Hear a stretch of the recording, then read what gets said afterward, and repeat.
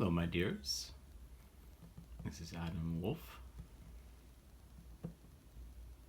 and today we're going to be doing a crystal unboxing video. Or rather, I should say, a crystal unpacking video.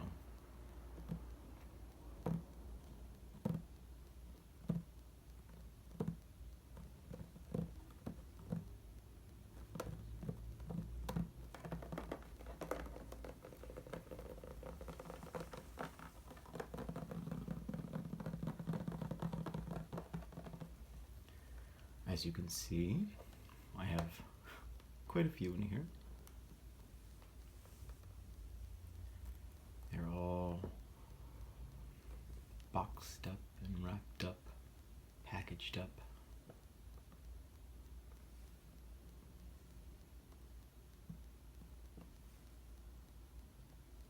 One, two, three, four, five. 5 boxes. There are actually more than 5 boxes, but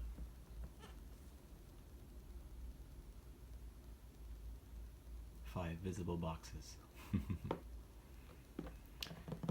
So, I recently just moved to Portland, and in the process, I had to box up all of my crystals. A few of them have already been unwrapped over here because they were larger pieces. And you guys can't see them. They're across the room in a general that way direction. But it's finally getting to that time when I would like to have my... I'm a bit of a spiritual guy, in case that wasn't already clear. I like to have my crystals on hand when it feels appropriate to use them. I've been waiting to unpack them because I thought it would be fun to do an unboxing video with you guys.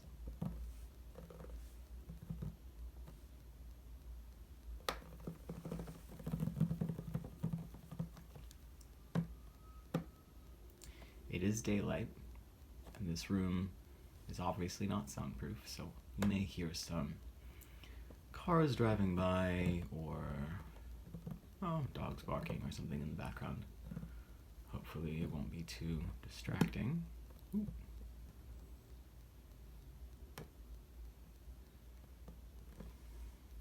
And if it is, well then, I shall try my best to edit it out. But without further ado, maybe pull up a chair, brew yourself a cup of tea, because everything's better with some tea, I think.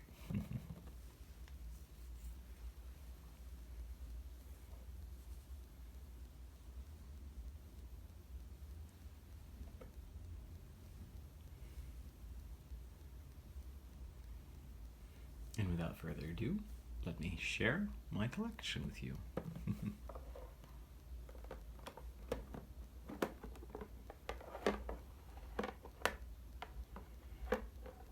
Ring light. It should be less distracting.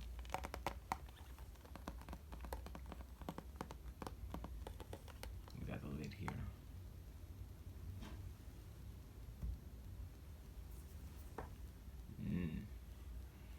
This beautiful box full of crystals. It's like a couple inches thick. It's pretty good. All right.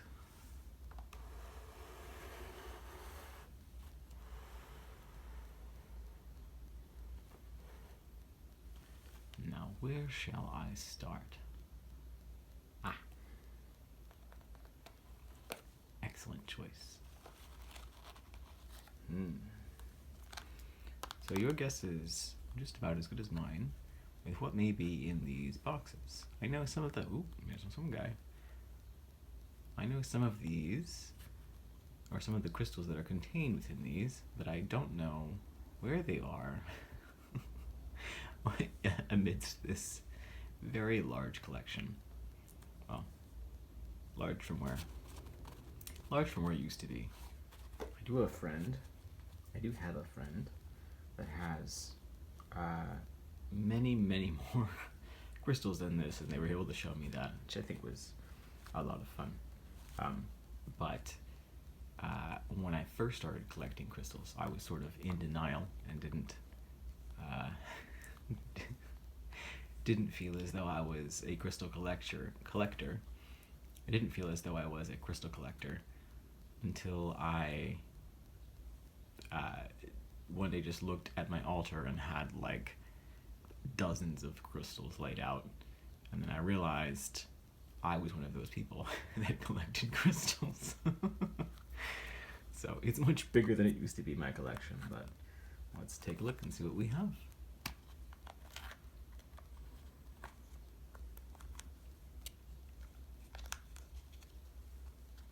Alright, well, I'm going to start right off the bat. I see this crystal that's loose here.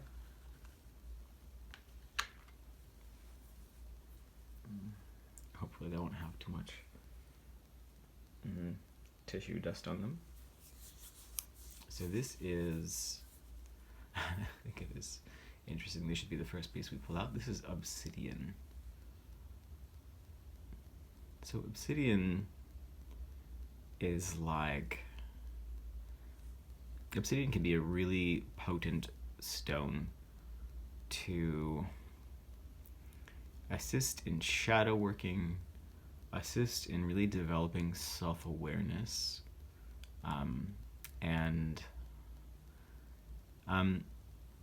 so I would say it's probably not really a beginner crystal, although I do see a lot of folks that feel drawn to obsidian. I would not necessarily recommend it as a beginning crystal, only because it's sort of like going down really effectively to go down and pull up any anchors that you may have blocking you. So it can be excellent at clearing blocks, any subconscious patterns that you may have that are preventing you from being where you want to be or growing in the direction you want to grow.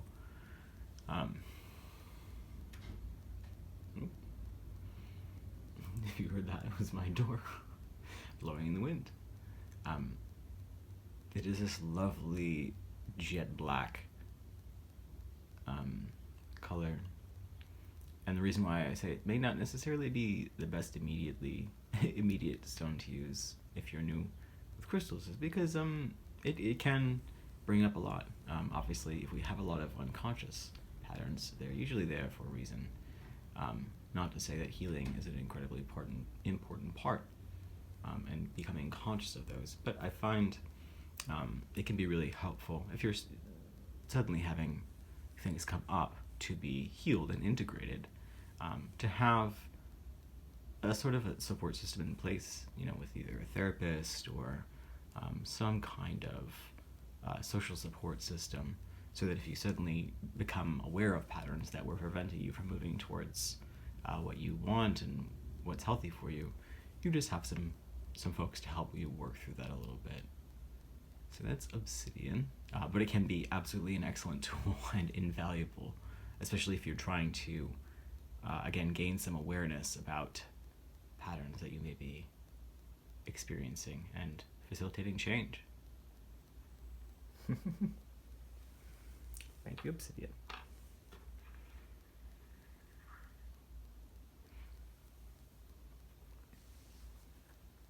It's still an excellent stone. No doubt about that.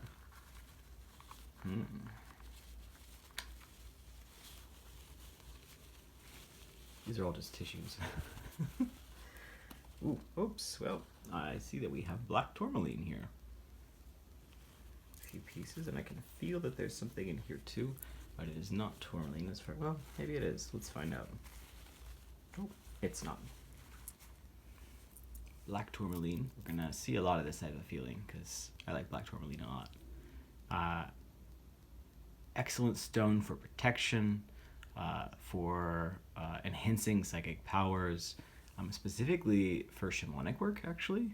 Oh, interesting. Maybe that's dirt. Oh. And you can see this sort of like long, I think there is a word for this. I want to say it's striations, but I'm not really sure.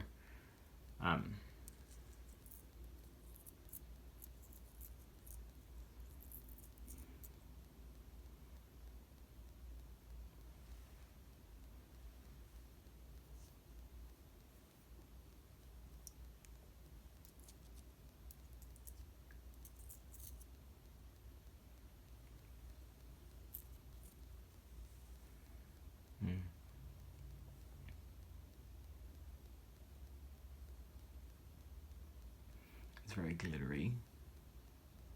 Can be very grounding. Again, very protective. Good against like psychic attacks or anything like that. That can help in shamanic journeying or any of that sort of like earthy, grounding kind of work. Again, sorry if you can hear a car in the background. I think these were designed to be in a potion originally, for me, that I picked them up for. And then I just never made it. So, black tourmaline.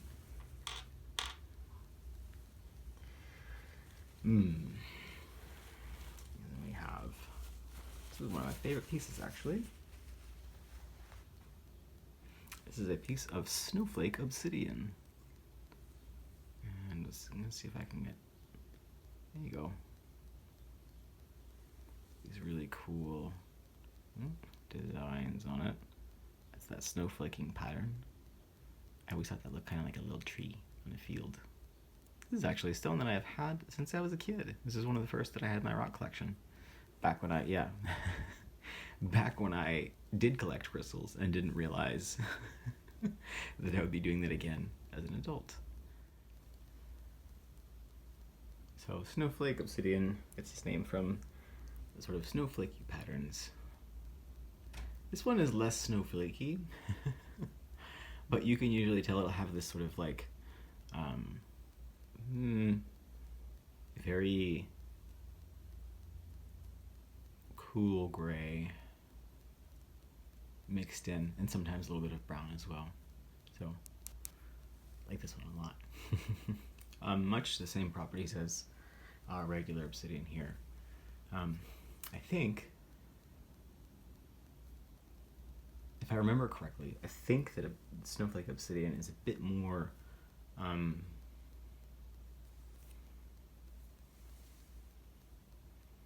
like memory based, which is what I'm feeling into it a bit now. Like specifically working with memories is what I'm getting when I'm feeling into it a little bit. It'd be good for that. Maybe it's just this particular stone. But if I remember it is much the same as obsidian in that it's a very good shadow working stone. Can be good at sort of pulling up those roots that we may have that may need some pulling. And I think, I don't know that it's gentler than obsidian, despite its name. I think it may be about the same level of pulling up those anchors. So let's see what else we have here. Oops. Something that feels slippery. I guess this is a box of black stones. I think I did it by color. So we have another, this is black tourmaline, or black tourmaline, but in a polished form. And if I'm correct, in fact I'm going to go ahead and guess, yep, I have 3 of these guys. Polished black tourmaline here.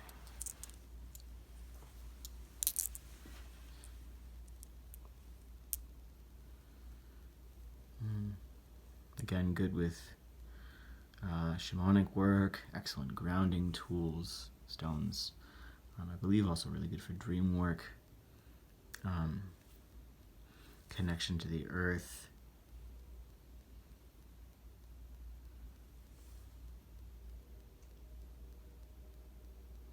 I liked, when I pulled these guys out, I wanted a few pieces. You can hear a train in the background. I wanted a few pieces to take with me. And so sometimes when I'm sort of rifling through a bin, I'll just kind of feel into it and just kind of invite whatever crystal wants to come home with me to come home with me. I think this is the first one. And then this one, I kind of thought it looked like a totem kind of thing. Like in Brother Bear, they have like, the bear totem is like a piece of rock that you carry. And I kind of thought that looked cool. So I got that one. And then I really liked this one. I don't know if you'll be able to see it well. it kind of looked like it had flecks of gold running through it. And they're not really gold, obviously, but this sort of rippling pattern. Yeah, I don't know if you'll be able to see it well. Had a bit of a gold look to it. And I like that. So, my black tourmaline, or more pieces of my black tourmaline. I have quite a few. And if you can't see it now, I might grab it later. I have a piece of black tourmaline that's about this big, because who doesn't need a brick size of black tourmaline? I'm gonna put this over by what we already have here, our other black tourmaline.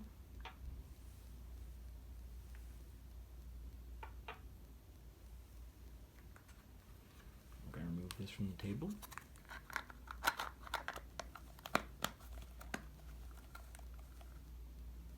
You know, I have a feeling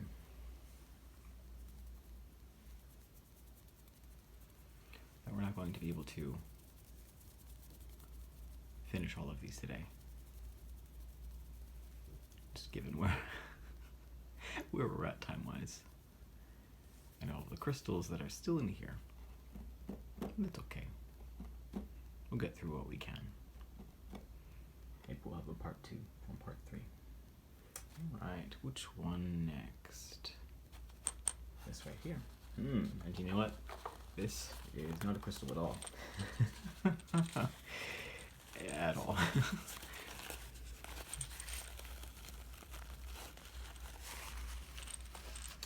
Alright, this is actually a bone, in case you couldn't tell. I think this is actually a knuckle bone from a mountain lion. Sorry, a mountain lion.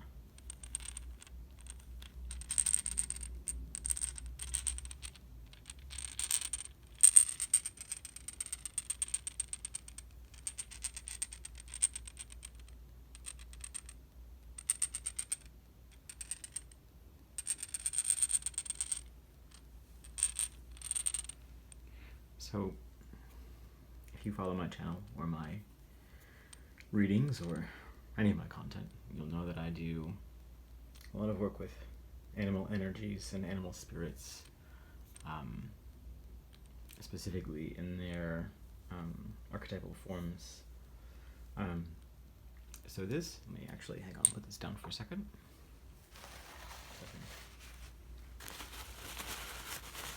Paper towel sounds.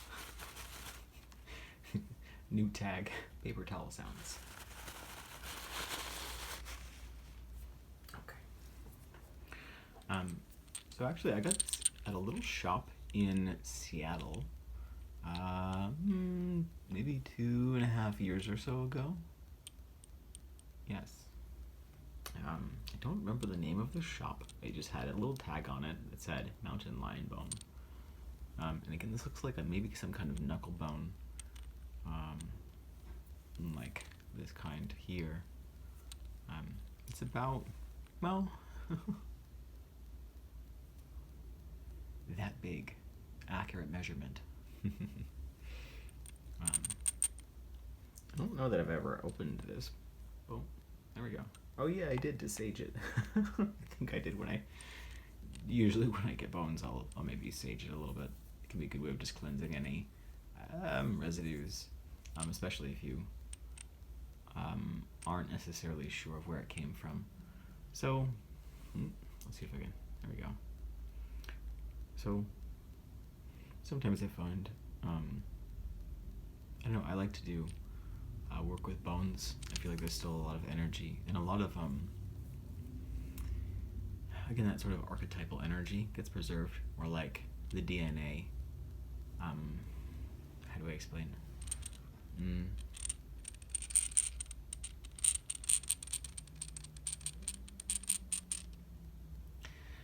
I feel like different parts of the animals feel like different aspects, and I feel like, so where furs, I feel, can be helpful with kind of picking up on the animal's perceptual experience, I think, like energetically. And I feel like meat feels like, or like the muscle tissue feels a bit more like the actual specific animal's like life experience, like that particular cow or that particular rabbit, which I imagine is why it's not quite the work that I tend to do is with that. It's more of that particular individual's like life force, whereas bones feel a bit, bones and teeth feel a bit more like dealing with the way that the animal was written, the parts of mountain lion that are mountain lion across time, to me at least. So it feels like a little bit more devoid of the personal, or the animal's particular experience of the embodiment as that caribou or that jaguar. And it's more just like the patterns of mountain lion, the patterns of raccoon, what makes that creature tick, on a metaphysical level. So I did a little bit more work with mountain lion a while ago while I was working on breaking out of some codependent patterns. A mountain lion was a helpful reminder of cultivating individuality, not really being, and sort of doing so in an unapologetic way. So thank you, mountain lion. So I think I think these were just on my altar. There may be a few non-crystal things in here. In fact, I'm quite sure that there are a few non-crystal things in here. But we'll get to them when the time has come. So let's put that here.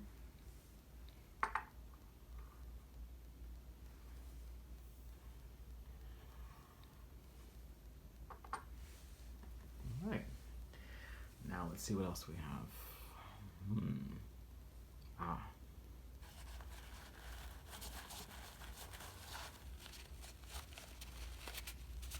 And you know what?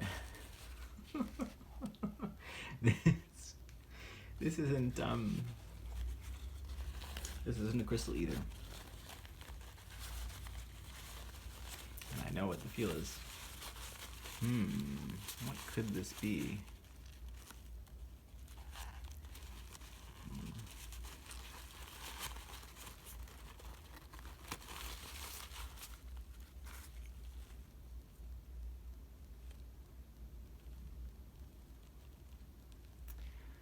So this, hi, is a coyote atlas bone.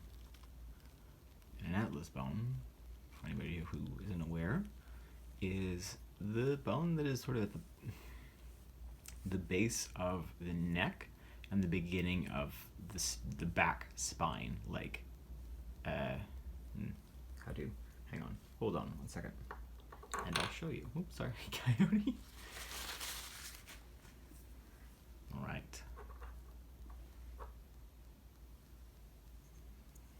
So I have to be honest and say I think that it goes like this, with this up towards the head, and this towards the rest of the body, but I'm not 100% sure. So forgive me. You'll have to Google it. So it's sort of like if this is the coyote,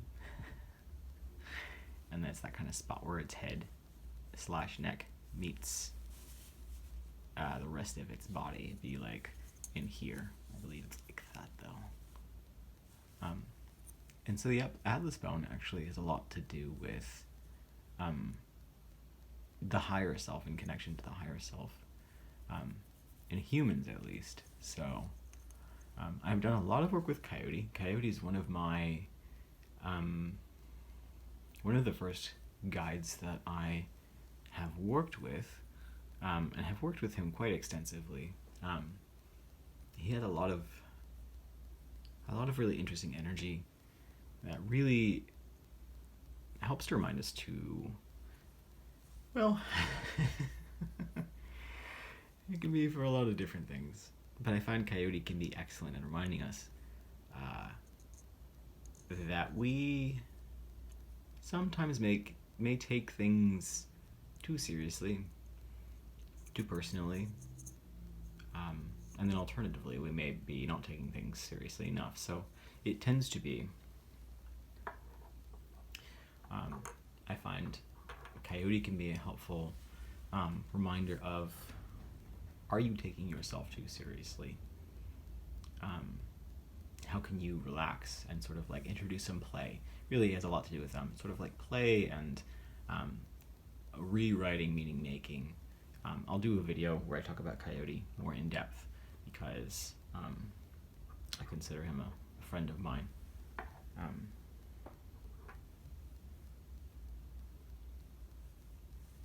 but I think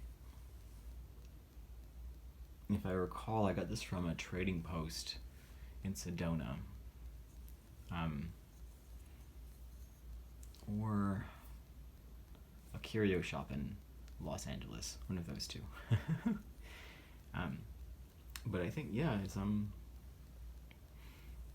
I haven't gotten to do work with this yet, because I already do a lot of work with coyote. But I thought I might add it to some kind of ritual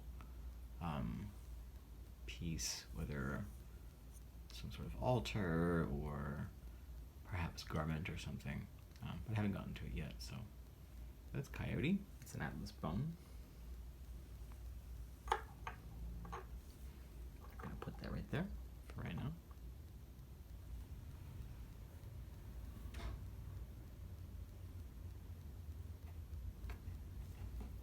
We have an awful lot of crystals still in here. Let's see. Let's try another box. Surely there are crystals in here.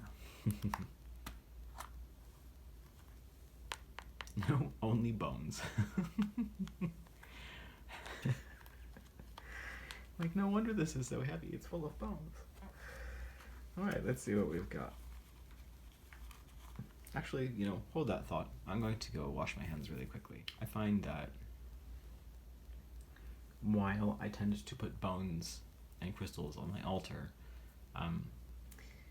I like to always have clean hands when I am working with either of them, as much as possible. And I know if you have like a crystal in your pocket, it's kind of hard to make sure that anytime you come into contact with it, it's not like touching your hands after having eaten or after having shaken someone's hand. And while it's always good to make sure that your hands are clean, I find that particularly when you're working with crystals, they have their own energies and they don't always like residues introduced to them. And just especially on some things, like if you have a piece of selenite, selenite never needs to be cleansed, really, but you can't, like if you were to get like grime on it, you can't wash it because the stone itself will dissolve. So I always like to make sure if I'm handling something, especially if have no damn clue what is in this box, you have clean hands. Alright, I'll be right back. And we're back. Alright, let's see what we've got. Ooh, fluorite. Lovely.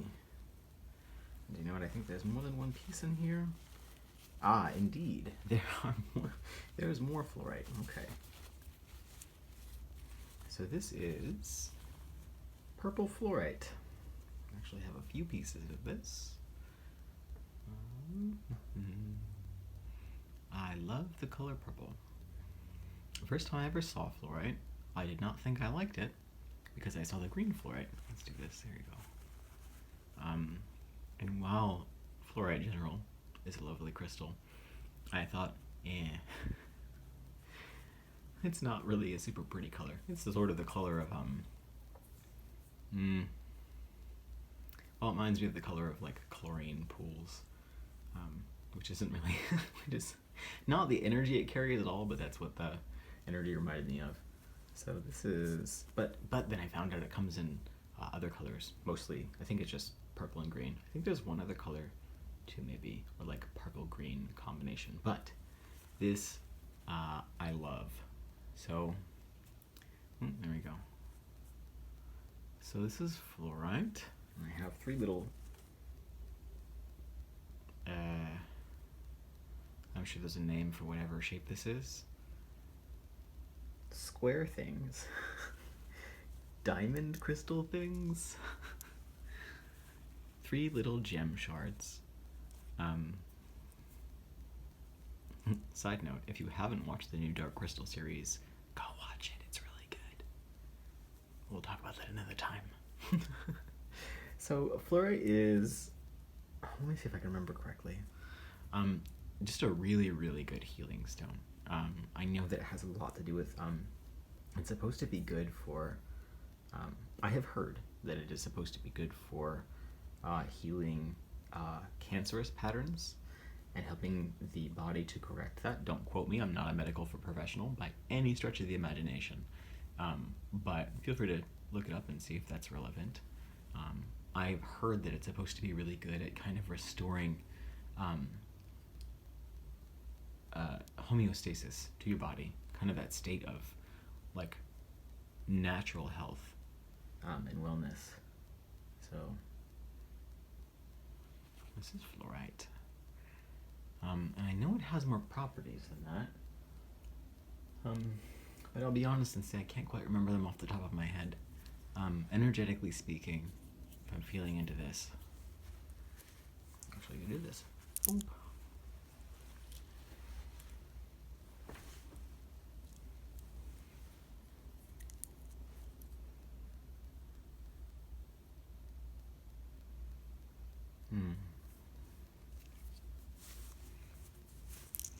So energetically speaking, this feels a little bit like a hug from a gentle friend. Kind of reminds me of, this is going to sound weird, it feels like you have a supportive Hufflepuff friend who's just kind of like, I got you, friend, I got your back. It's like, okay, thanks, man. I don't know what that means. That's what that feels like to me energetically, is you've got like a cool, really helpful Hufflepuff friend that's got your back. It's got a really nice, like, you can do it kind of energy to it. Not as in encouraging you for action, but just as in like an extra layer of support. It's like another I believe in you kind of thing. That's what that feels like to me, at least. It feels like really like encouraging and hopeful and healing too. So it's my fluorite. I think those are the only pieces of fluorite I own. The only pieces. These are the only pieces I own. 4 pieces.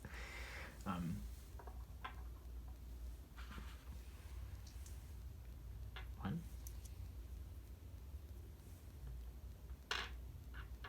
2. 3. Fluorite. Alright, I see that we have, I'm gonna just jump into this.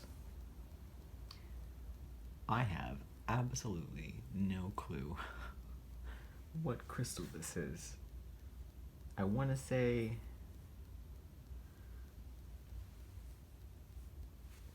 let's see.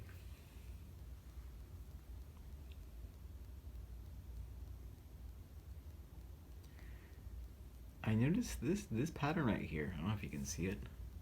Up here, those layers make me feel like I want to say agate. But I'm also like 90% sure this is not agate, because I'm a big fan of agates. I think this might be a form of chalcedony, actually. Of which I have 4 other pieces over there, but they are blue, and this is like creamy white-ish. I don't know. It's like a I always thought this reminded me of like the color markings on like a Burmese cat or ragdoll cat, where they have that kind of like seal point. It kind of like does their paws. I actually got it specifically because it reminded me of a cat that I used to play with when I was a little kid in the neighborhood. They got these little kind of smoky white blue dots in this darker, kind of brownish, grayish color. Again, pretty cool stripy things up there. And then this kind of interesting markings down here. I don't remember, again, I think Chalcedony. So Chalcedony, if I remember, you know, I'm gonna have to refrain from talking about this more because I want to say it's Chalcedony, but I'm not sure. Let's see how many times I can say Chalcedony this video. Chalcedony. I don't know if I remember it, or if I can find out what it is. I'll write down in the video description of what crystal this is. This is one I've had since I was a little kid, so I don't remember. Like, I didn't buy it for anything or get it as a gift for anything. It was just it was just a video, or it was just a it was just a crystal that I got at the time because I was little and it looked pretty, and I had no record probably from those you know, those like crystal things where you, like when you're a kid, that they're like a little box at the gift shop where you get to like kind of dig your hands in. It's like, oh, as many as you can fit into this pouch for like $5. This is one of those stones. I think. So, and I love that stuff because it always felt like treasure, because it is treasure. So if I remember this later, I'll comment on it. Let's put it here.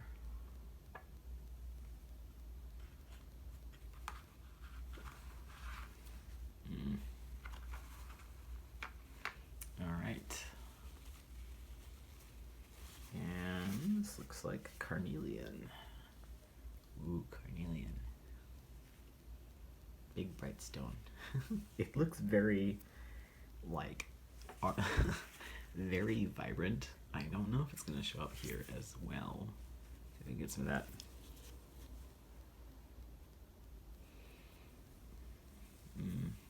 Lighting. Yes, this is how, if I can just curve the light. I don't think it's going to do it that way, but yeah, I want to say this is carnelian. Yes. I haven't worked with this either. This was a gift from my youngest sister, who gave it to me, I think last Christmas actually. Not this last Christmas, but the one before that. Because she knows that I like crystals. And actually, she got me a crystal guidebook the year before. I'm sensing a theme here. I like this kind of veining pattern. So carnelian, I actually don't work with carnelian too much because I used to be one hell of a firecracker. Not that I'm not. I've just cooled down a little bit. It's like Zuko at the beginning of Avatar. I was that when I was younger. So I've cooled down a little bit because of time and mindfulness and therapy, but carnelian is a really good stone for, I want to say it's the sacral chakra. Really good for that kind of burst of passion. So carnelian's a really good stone for kind of inspiring vitality, that kind of like burst of fire, inspiration, creativity, passion, pleasure, and like determination, will, that kind of energy. Very like striking a match, it kind of reminds me, but like in a positive way, of not like as in, oh shit, I've struck a match, but as in like when you're inspired and you kind of use that inspired action to pursue desire, that kind of feeling. Again, I have had a very fiery personality, especially when I was younger, so I don't use it as much, but I do love it, and I kind of want to put it on my face. If you collect crystals, you might understand this. Like, I just want to put it in my mouth. Don't put it in your mouth. Please don't. So, those crystals where they're just like, yes, this is one of those for me, where it feels really good. It feels very like sunburst. Like, ooh, you know what it feels like? Kind of. This is a weird description. When you just pop a starburst into your mouth, and like you're like, regardless of whether you like starburst or not, that sudden like explosion of sweetness causes your taste buds to just like explode, and suddenly your mouth is like gushing with like juicy, and it's like this is the, like that kind of feeling is what this feels like.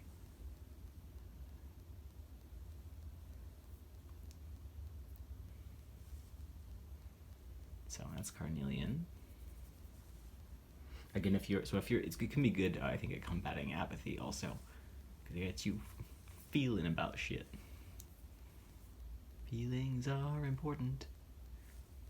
Yeah, it's a song that I just made up. All right. Let's maybe.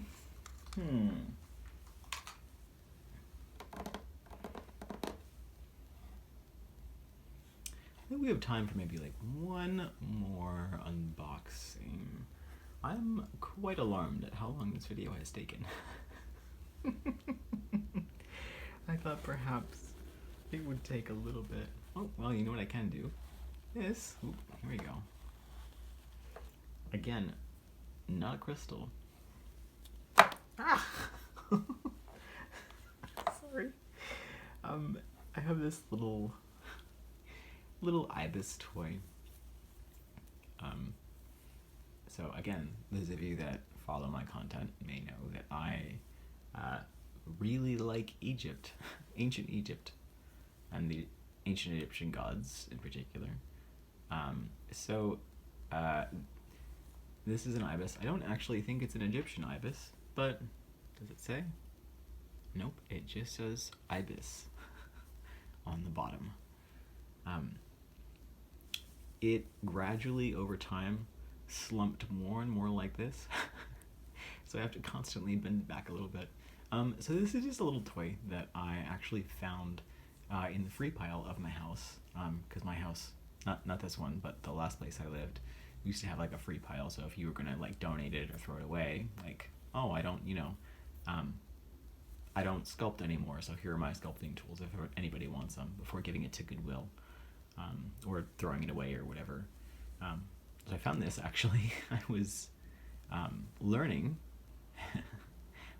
about Thoth, who is the ibis-headed ancient Egyptian god of a number of things. Magic and writing and scribing and sort of like knowledge and wisdom, esoteric wisdom.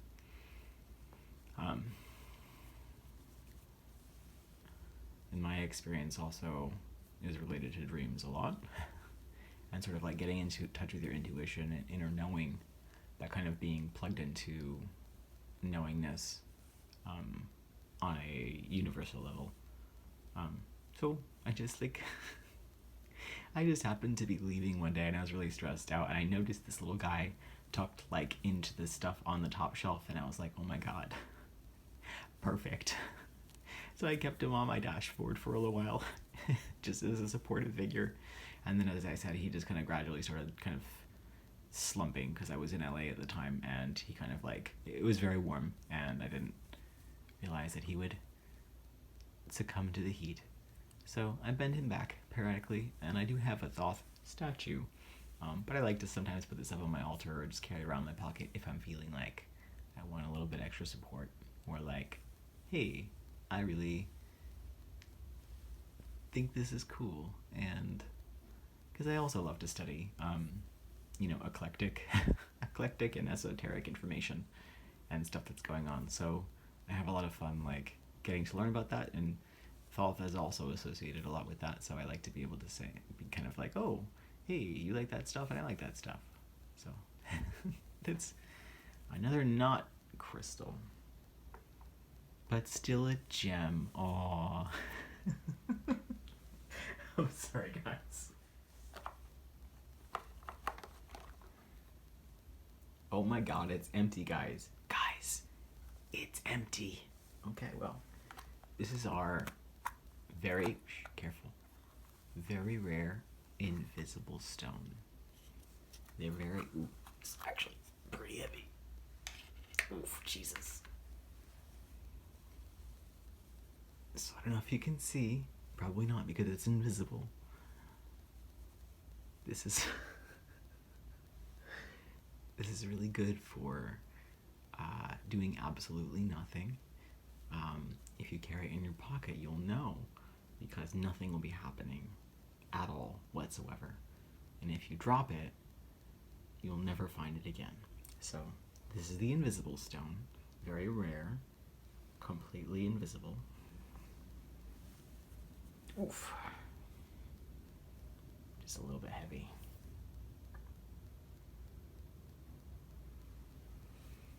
There.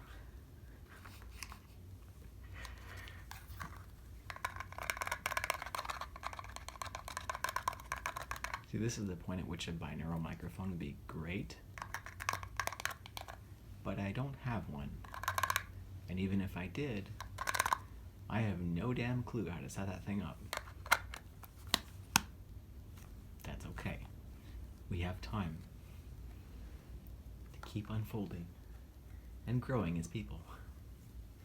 Okay. This one, right here. Oh, there we go. Is it gonna be rocks? Is it gonna be something weird? Who knows? I don't even know. Oh, it's gonna be something weird, guys.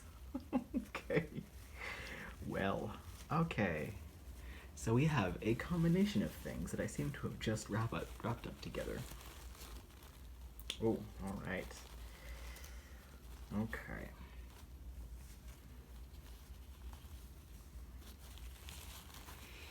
So we have, let's start with this one, the biggest. So also, those of you that know me may know that in addition to bones, I also like to collect claws and teeth because I'm one of those eclectic weirdos. Let's do it this way, okay? So this is a badger claw. Perfect for digging. It's not really that sharp. It is quite long. I mean, my index finger, it's pretty,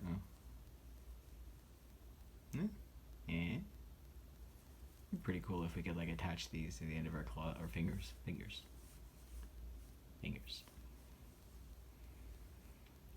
So I did a little bit of work with badger for a while. I got this one from a shop, a curio shop. Which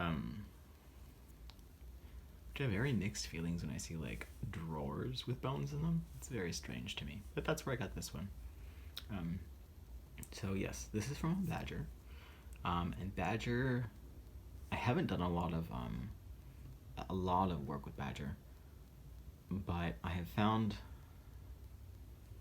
first of all, I feel like the badger spirit I worked with was female, or presented as female. But badger, she is really good at teaching us to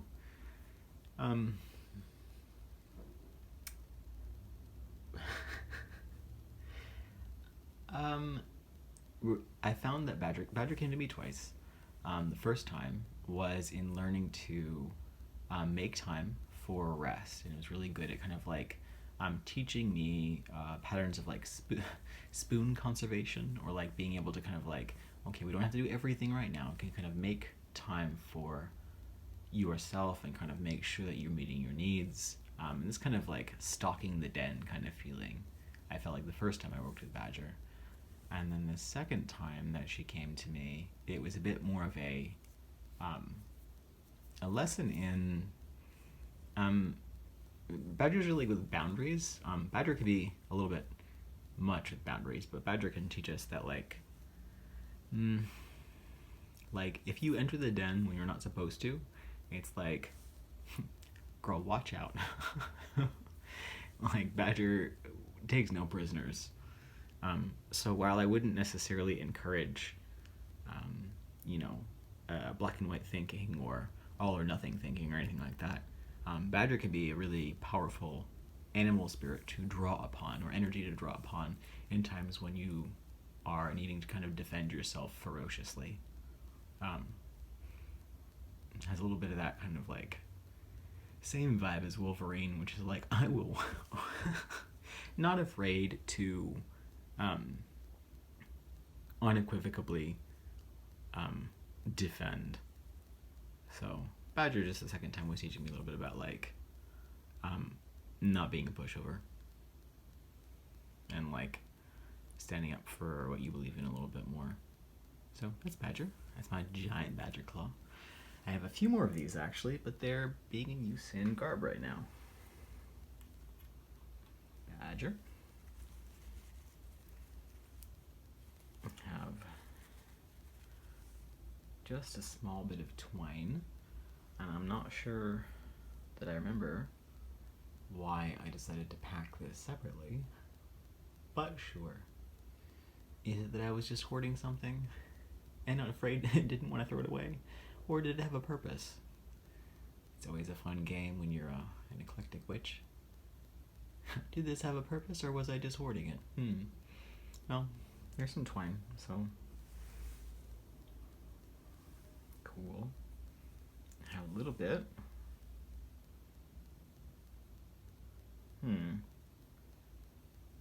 See if I can remember. Okay. Dun-dun-dun-dun. It's pretty cool. This is actually white wolf fur, or Arctic wolf fur. Which I got when I was visiting a wolf enclosure one time. I've done a couple of I've worked a little bit with wolf organizations before.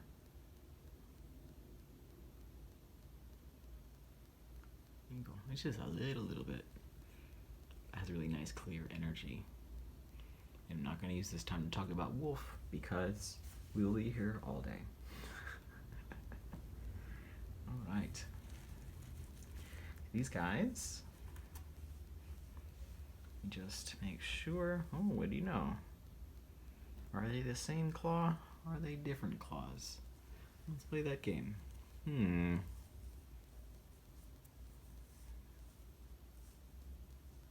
Oh, yes, okay, I remember. So these are coyote claws. Yeah, okay. I had to think about it for a minute. These are coyote claws. And I've already talked a little bit about coyote. Here you go. And they are indeed both coyote claws. Not too sharp. I had 3 of these, but I gave one to a dear friend of mine because I felt like a claw wanted to go home with them. And it was an important gift to give. They are not like super sharp, but I wouldn't go stabbing people with them. So that's coyote claws. I usually like to have 3 of things because 3 is a good magic number. It symbolizes integration, actually. But we'll talk about that another time. These are all coyote toe bones. Look at those teeny little toe bones. Look at the wait, hang on a second, guys. There's, I think, 10 of these, first of all. Oh, and it looks like a little bit of sage. Then we see some black in here.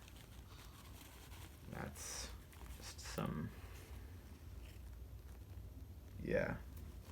Oh, you know what? That's from that little tiny twine over there, too. Just like ash from sage or burned candle. Yep, these are coyote toe bones. Oh, what lovely. Let's see if I can make them make that noise.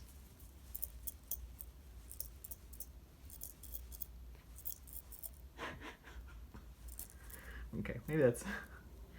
Alright. Yeah. Hey, teeny. Look at the teeny. Like I want to do more things with these. Actually, I do have a project underway right now that involves bones. And when it's finished, I will let you know. These look suspiciously like these tiny little Scooby mints that I had one time when I was a kid. They looked exactly like this. Only they were made out of candy. And I ate them pretending I was Scooby-Doo. Because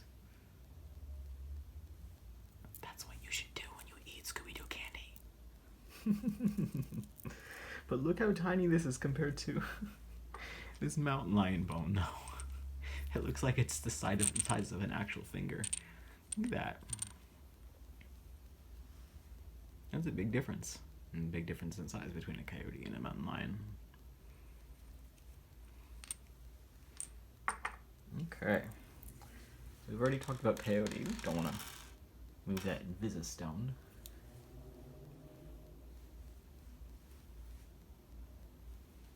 Very expensive, that.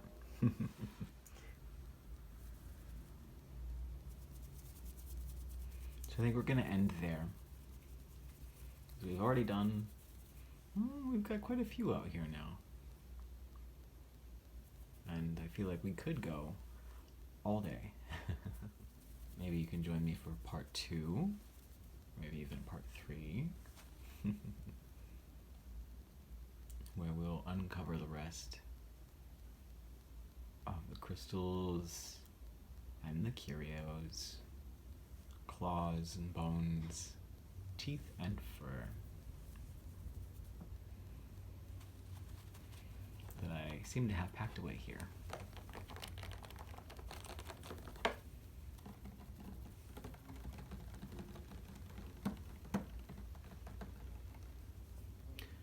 But I hope you had fun. I hope you enjoyed getting to see pieces of my collection. I know I sure did.